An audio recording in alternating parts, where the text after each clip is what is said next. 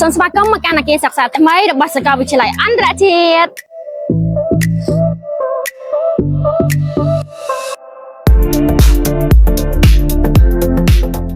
អស់រយៈពេល25ឆ្នាំកន្លងមកនេះសាកលវិទ្យាល័យអន្តរជាតិបានខិតខំកសាងនិងពង្រីកវិសាលភាពនៃការអប់រំ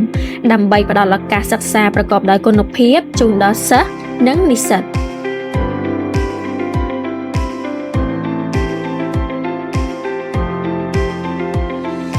សាកលវិទ្យាល័យអន្តរជាតិមានកម្មវិធីសិក្សាចាប់ពីថ្នាក់បរិញ្ញាបត្រប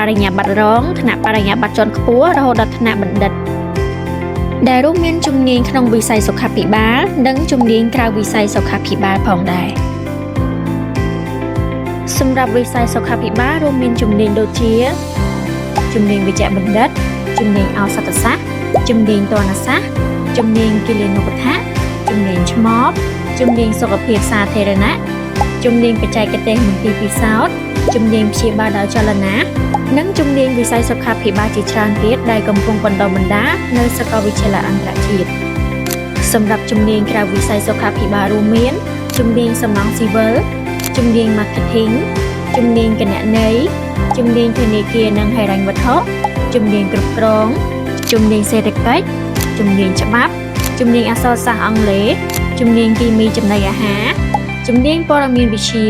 ជំនាញស្ថាបត្យកម្មជំនាញគ្រប់គ្រងសណ្ឋាគារនិងទេសចរណ៍ជំនាញទំនាក់ទំនងអន្តរជាតិជំនាញរដ្ឋបាលសាធារណៈជំនាញសុខភាពសហគមន៍ជំនាញអនាម័យនិងបង្ការរោគនិងជំនាញជាច្រើនទៀតដែលកំពុងរងចាំបងប្អូនមកសាកសួរព័ត៌មានលម្អិតផ្ទាល់សម្រាប់ព័ត៌មានបន្ថែមអំពីការចុះឈ្មោះចូលរៀនជំនាញសិក្សានិងកម្មវិធីសិក្សាផ្សេងៗសូមបងប្អូនអញ្ជើញមកកាន់សាកលវិទ្យាល័យអន្តរជាតិដោយផ្ទាល់ឬទាក់ទងមកកាន់សាកលវិទ្យាល័យតាមរយៈលេខទំនាក់ទំនងដើម្បីទទួលបានព័ត៌មានលម្អិតនិងការប្រឹក្សាពីក្រុមការងារជំនាញសាកលវិទ្យាល័យអន្តរជាតិសូមស្វាគមន៍និងរីករាយទទួលស្វាគមន៍បងប្អូនជានិច្ច